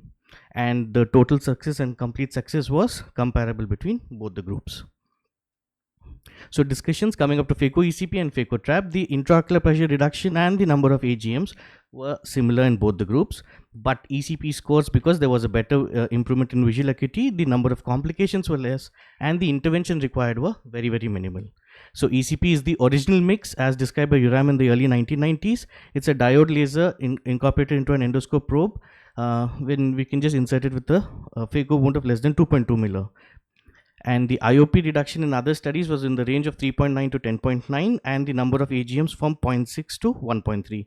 We obtained an IOP reduction of about 10.9, and in both open and closed angles, and the number of AGMs were about 2.7 degrees. The reduction in IOP and AGM is consistent with other studies reported from India. Unlike other ECP studies, we had no serious complications such as choroidal hemorrhage, hypertony, phthisis, or loss of vision. No fibrin was seen. We had only a single case of hyphema. And in our trabeculectomy group, we had a perioperative complication about 41.6%. Advantages of ECP, in contrast to most other mix, it is not at all angle dependent. It is effective and safe. Procedure time is less than half of that of phacotrabeculectomy. Average number of post-op visits are very less. There is absence of a bleb or bleb-related complications. And the limitation of our study was it's a retrospective study, so there could have been a selection bias, sample size and a short sample size and a relative short follow-up. So combining ECP with phaco has a potential to be as effective as the current gold standard of trabeculectomy in primary glaucomas, where there is reduction of AGM and intraocular pressure, but the number of interventions required are very, very less. Shorter procedure with no bleb, lesser intraop complications also help ECP in scoring better, and it is safer, repeatable, and always allows for future filtration surgery if so required, if the IOP is not under control. So, thank you.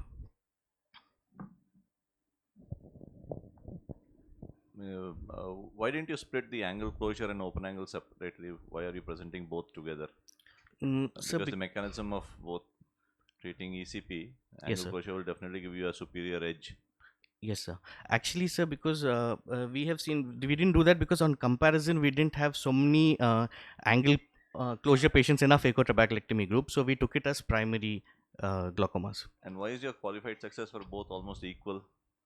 I think you have 93, 96 in qualified success. Yes. They're on medication, and then again, the phacotraps are again on medication. Yes, sir. Why is that? Phacotraps invariably the glaucomas were, I feel, as you've seen, they were quite more advanced in the phacotrap group also, sir. So I feel that in spite of the trap, they did require some medications. And what intervention? You had a significant number of interventions after the surgery. No, you had a lot of manipulation. Bleb needling were quite high also. Quite high in the phacotrap group. Especially it was bleb needling was the most important intervention. How many we percentage required. of patients have bleb needling? We had about 60% of bleb needling, sir. Yes. Thank you. Yes. Next, we have Dr. Vijila Janardhanan, who will be talking biometric accuracy and of refractive outcomes using Barrett Universal 2 formula in holiday scheme.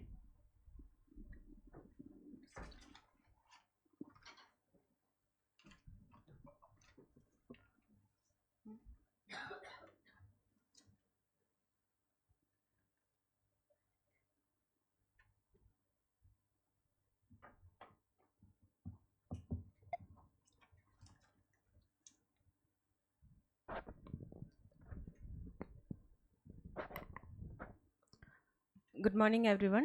My topic is biometric accuracy of refractive outcomes using Barrett Universal 2 formula in holiday schema.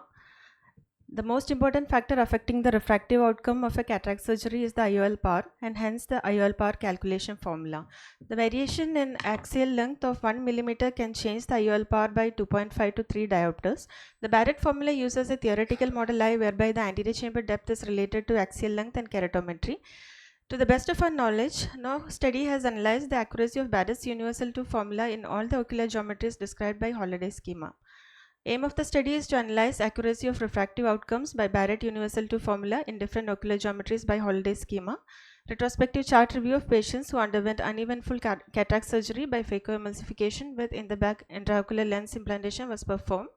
The study duration was around 6 months. Inclusion criteria: patients with age-related cataracts who underwent uneventful cataract surgery within the age range of 45 to 80 and amenable to optical biometry were included. Exclusion criteria included intraoperative complications, the presence of any corneal pathology, any prior ocular surgeries, or requiring any additional surgical procedures at the time of cataract surgery, and no traumatic cataract, PPC, zonular dialysis, coloboma or hypermature cataracts were included. Methodology: ocular biometry was performed using optical biometer OA 2000 Tommy, and the surgeries were performed by a single surgeon with a 2.2 to 2.8 mm temporal clear corneal incision by phacoemulsification. The pre-op and post-op refraction and IOL power implanted and predicted refractive error for Barrett's Universal 2 formula were noted. The sample size was divided into 9 categories based on the axial length. 21.6 to 25 mm was considered the normal, less than 21.6 as short, and more than 25 mm was considered as long axial length. White to white measurement 11 to 13 was normal, less than 11 short, and more than 13 mm was considered as large. The expected refractive error of the IOL implanted in each subgroup was compared with the mean postoperative spherical equivalent. Coming to the results, the demographic statistics: total number of patients were 663, out of which 396 were females and 266 males. The lateral 333 were right eye and 330 left eye, and the age range was 45 to 80. This is the original holiday schema.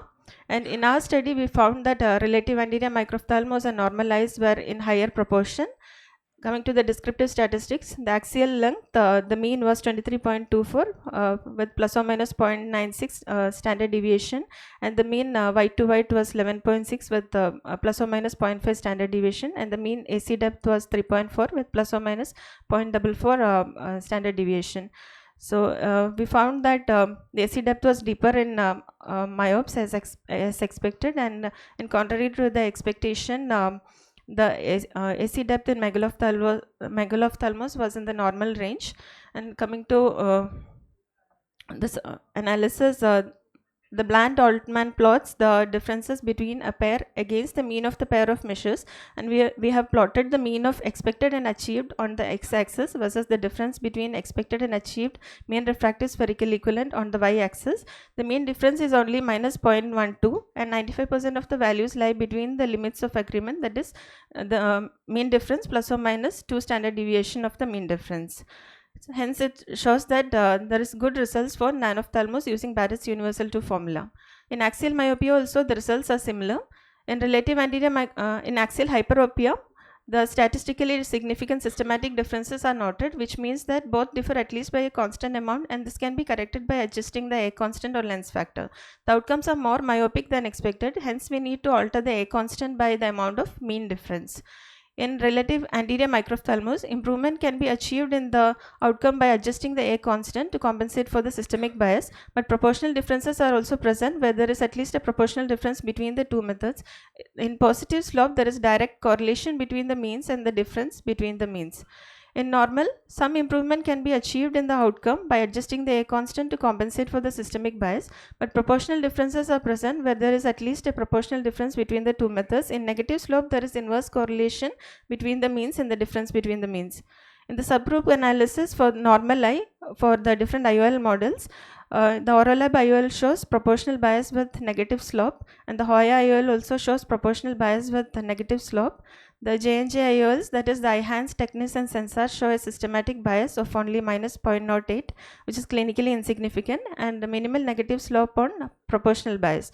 The negative slope implies that if you put an IOL of plus 40 diopter of power, expected minus achieved gives a myopic result, and if you put a minus 10 diopter power, expected minus achieved is hyperopic than expected. So this information can be used to customize the outcomes close to target refraction in different ocular geometries and with different IOL models. In normal IOCare IOL in normal eyes, similar systematic and proportional differences are noted, and though the magnitude of differences is greater than for J&J IOLs. Upper IOL also shows similar differences with maximum magnitude of differences. The limitations, it's not adequately powered for subgroup analysis for all holiday subtypes and for all IOL models. It's reported that newer IOL power calculation formulas have achieved better results. However, these formulas currently require third-party software or an online calculator and cannot be easily used in the general clinical setting. The Barrett Universal 2 formula is integrated to commercially available optical biometer.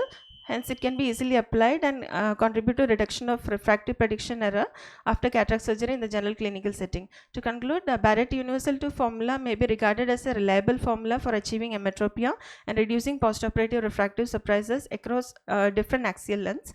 And the formula also gives constant predictable refractive outcomes despite 7 different clinically seen types of ocular geometry. And the same IOL formula, when used in different ocular geometries, gives subtle variations in the outcome, and the same type of ocular geometry, different IOL models perform differently. So we should be aware which IOL model is superior in a specific ocular geometry. Thank you. So for references. So what is new? It's already known, isn't it? It's already, yeah, the results are already known. What we have found is that there is like the results are myopic.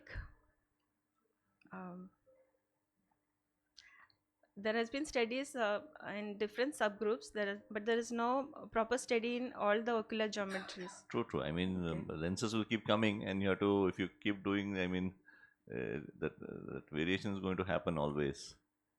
Okay, thank you. Next we have Dr. Monisha Mohan, and she'll be talking on utility of plus 1.50 diopter test to identify clinically significant hyperopia in school screening programs. So good morning everyone. So my paper is on utility of plus 1.5 diopter test to identify clinically significant hyperopia in routine school screening programs. So we know uncorrected refractive errors are the most common cause of avoidable visual impairment, and hyperopia gets considerably lesser attention than myopia. That is because the etiology is believed to be almost entirely due to genetic or hereditary factors. So it may produce a reduction in both distant and near visual acuity depending on the patient's accommodative ability. However, there is a lack of data regarding the prevalence, the test and the amount of hyperopia that actually requires spectacle prescription. So our primary objective was to investigate the utility of plus 1.5 diopter test to identify clinically significant hyperopes in school-going children. The secondary objective was to study regarding the symptomatology presented by these hyperopic children. So it was a retrospective cross-sectional study using the REACH model as a part of comprehensive school screening program. It was a 3-year data collected between July 2016 to 2019, and we had a population of 2,85,177 students who were included between the age group of 6 to 18 years. In and around Madurai district of India, all the schools willing to participate were included from the grade 1 to 12. So what is the rationale of using 1.5 diopter lenses in this test? So we know fogging is a technique to inhibit accommodation with plus lenses, and vision is blurred by creating an artificial myopia which makes accommodation worse. So in hyperopes, accommodation is necessary to produce a focused image at both distance and near. So vision improves with a plus lens in patients with hyperopia, and with emmetropic patients it reduces. So an increase in accommodation may serve to compensate at least partially as much as 1.5 diopters, which is also known as latent hyperopia. Hence the 1.5 diopter lenses were used as a screening tool. We chose a cutoff of 1.5 diopters since clinically significant hyperopia usually appears after this value, which requires spectacle prescription. So coming to the methodology, the primary vision screening was done by trained vision screeners using the illuminated pocket vision screeners at 3 meters distance. The visual acuity cutoff which was taken was logma 0.2 or 6 by 9.5. So those students who read logma 0.2 were subjected to this 1.5 diopter test to identify hyperopes. Now those students who did not read logma 0.2 were referred for detailed evaluation directly. So the students who were subjected to this 1.5 diopter test and those students who read this logma 0.2 with these lenses were referred for detailed evaluation to rule out clinically significant hyperopia.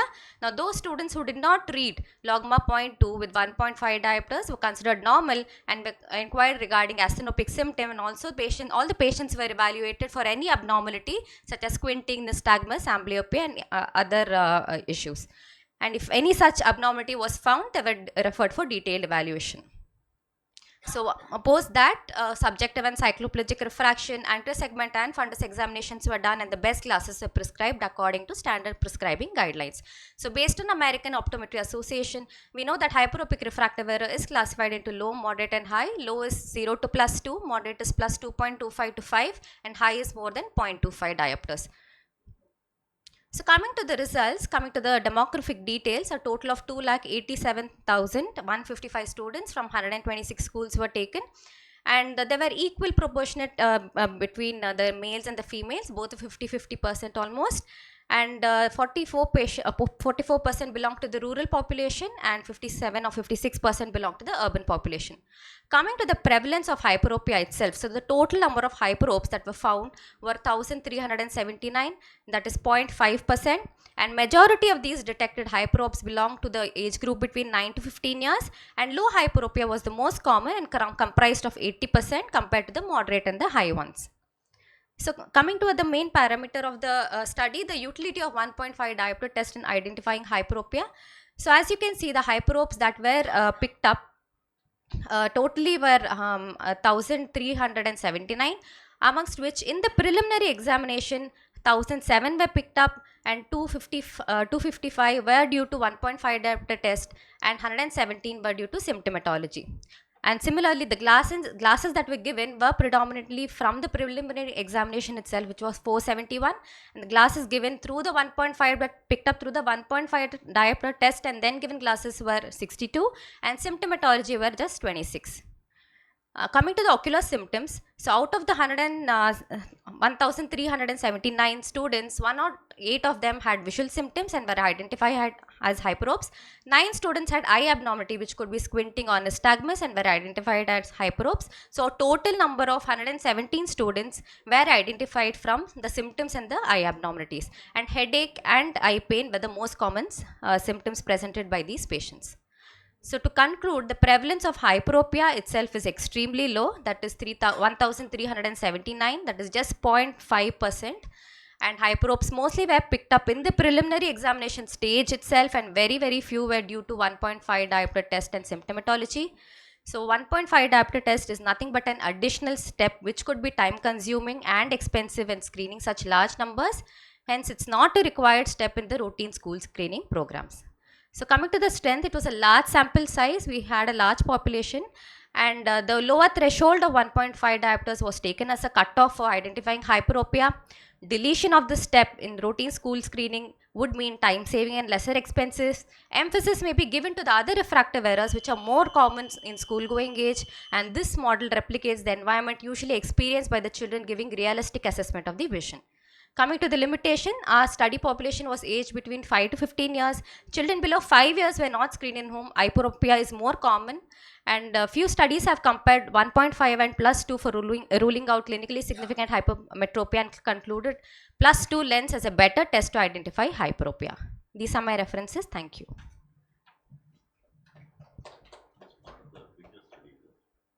Same reach data. Reach data, but different. So, yeah.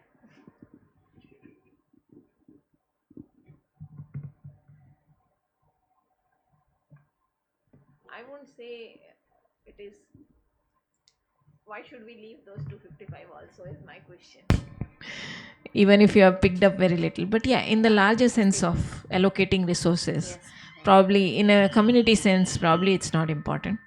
But if your organization is doing a limited number of schools which you cover every time, then it's perfectly valid to do that. Maybe when you're looking in lakhs of children, it becomes an expensive entry test. But if you are doing 5 schools, why should you miss that 0.4 at? Because prevalence itself is so less, and we're yeah, I agree. But thank you. Next, we have Dr. Shruti R.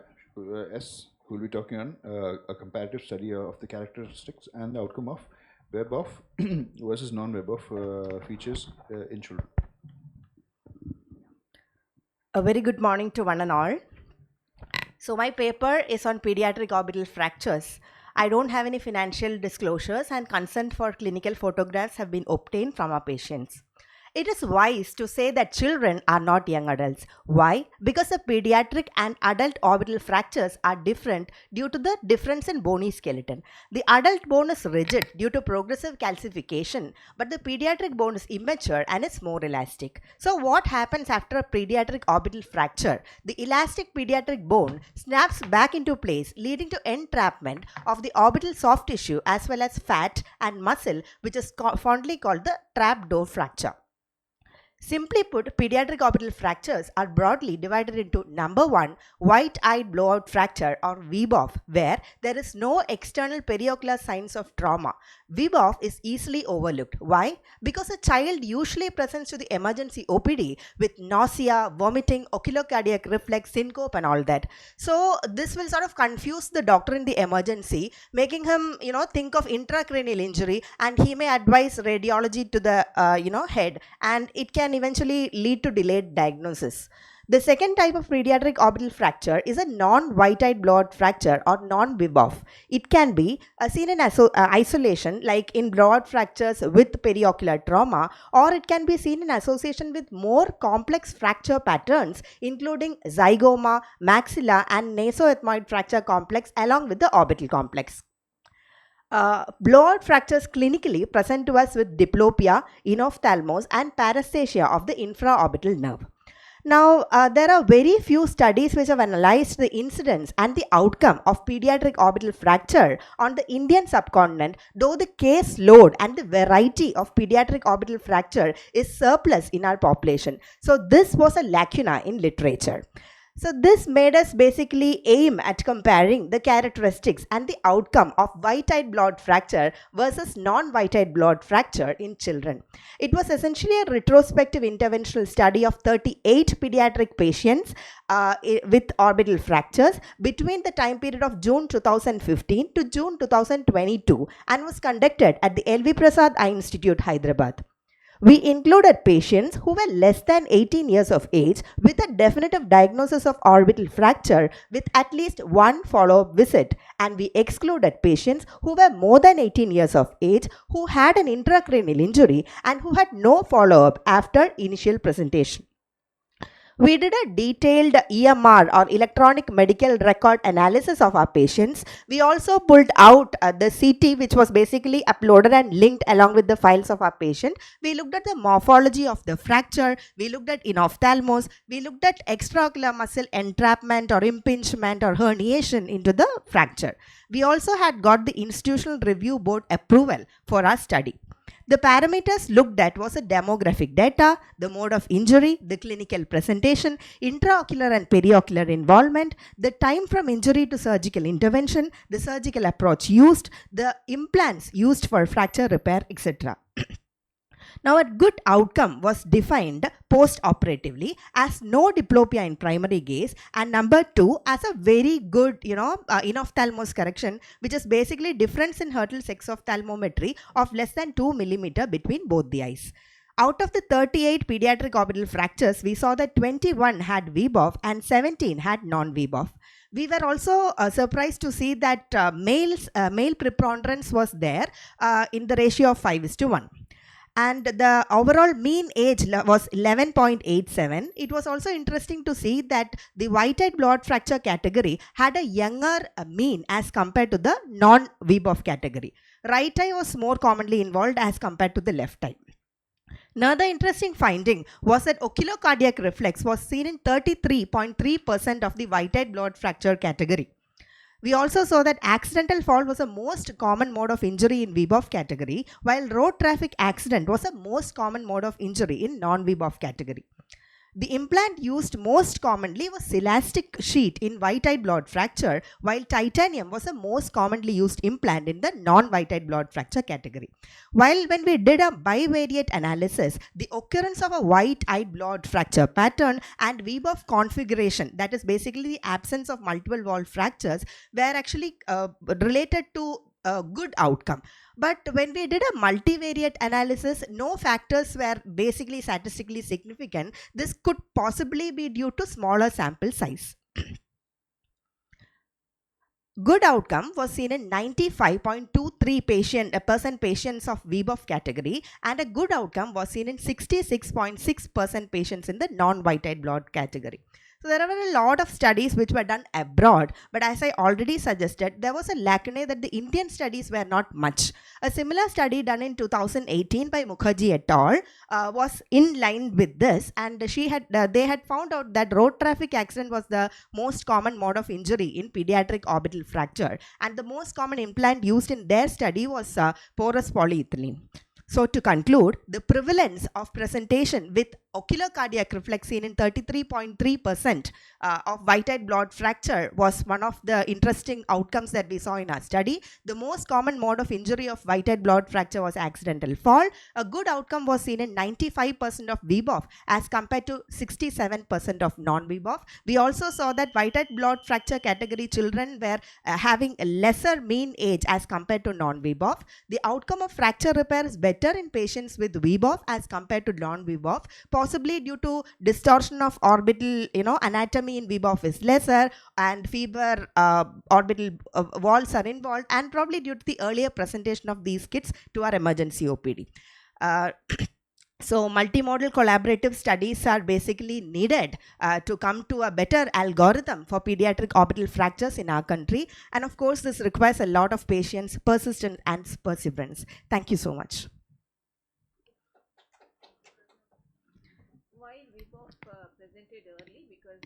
Yeah, so the child has syncopal attacks, the child has nausea, vomiting.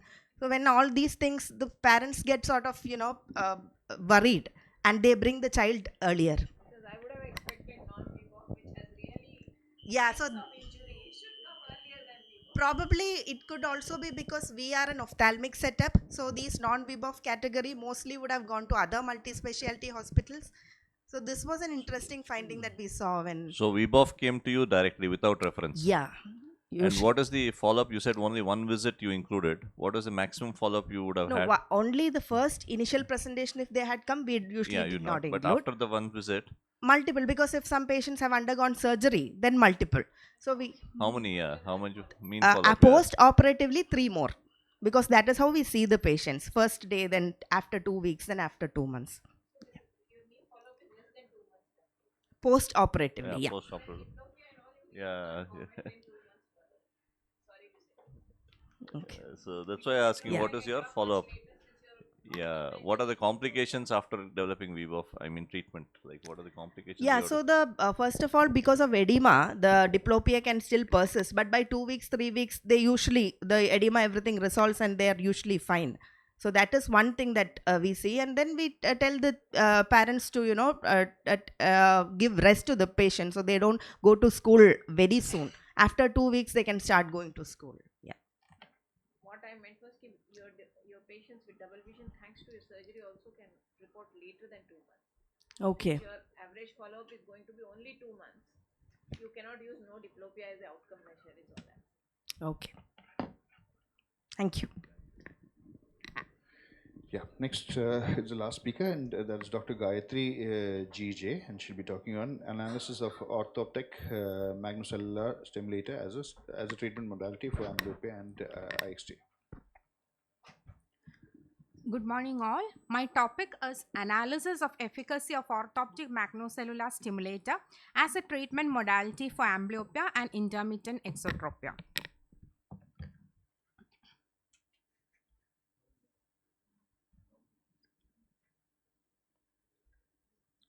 OMS is a new machine designed for the treatment of amblyopia and various other ocular conditions. When the peripheral stimulus makes the eye to move to ensure foveal fixation, it is termed as overt attention. But when the patient is fixating on central light and can still see the peripheral lights, it is called covert attention. So both covert and overt attention stimulate the lateral occipital cortex via the top-down impulses. Both motor and sensory aspects of vision are the principles used for the development of OMS. When M cells, that is the magnocellular cells, are stimulated, it will stimulate the fovea. The foveal stimulation usually starts a few milliseconds before the saccadic movement has begun, and it always lasts after the completion of the saccade. And it is concluded that fovea has zero retinomotor value, which is an important principle used in the development of this instrument. My aim was to evaluate the efficacy of this OMS as a treatment modality for amblyopia and intermittent exotropia. It was a prospective observational study conducted in 45 patients of age group 7 to 17 years, consulting pediatric ophthalmology department for a duration of 10 months, and was regularly followed up at 5 days, 10 days, and at the end of 5 weeks of therapy. Detailed evaluation of the improvement in visual acuity, BSV, contrast sensitivity, and stereopsis was evaluated in these patients at 5 days, 10 days, and end of 5 weeks of therapy. This was the instrument design. With the central, there is a red target, and there are 3 rows of light, and the surrounding are the white lights. This was my treatment protocol. The patient was made to sit at a distance of 1 meter, wearing his or her own correction, and the full cycle was done in 4 cycles, full exercise done in 4 cycles of 15 minutes each, 10 for the amblyopic eye and 5 for the better eye.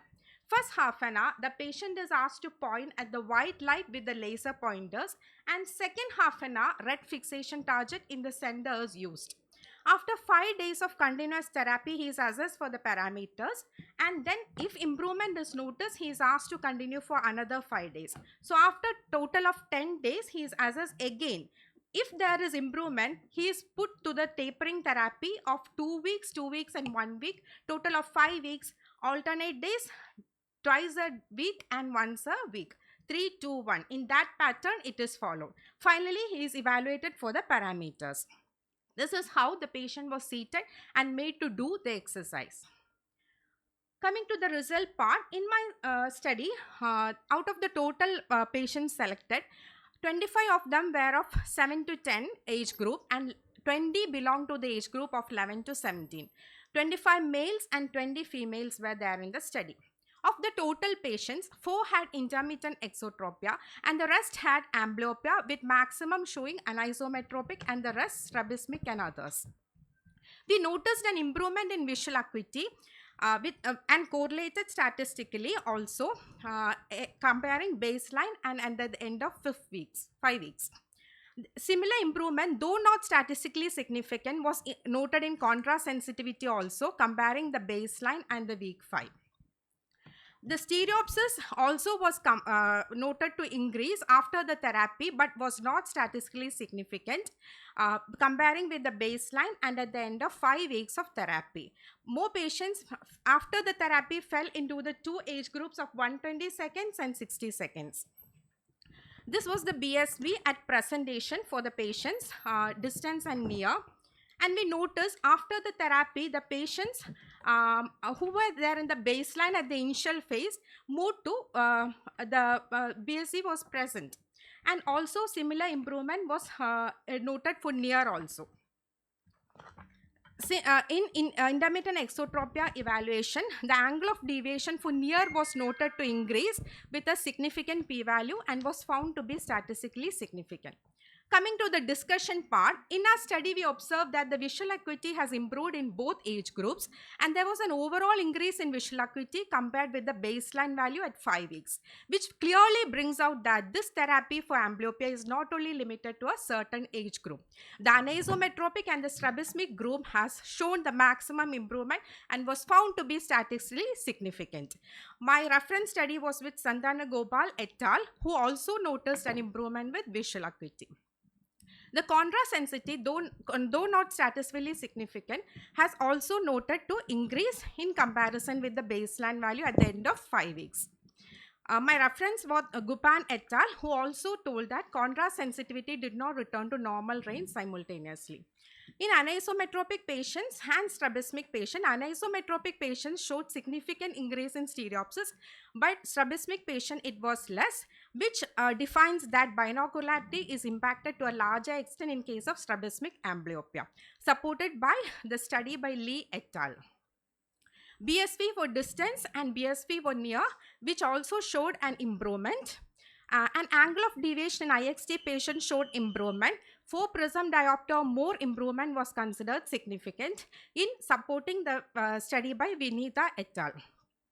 The limitations of my study was due to paucity of time, the long-term stability couldn't be taken into consideration.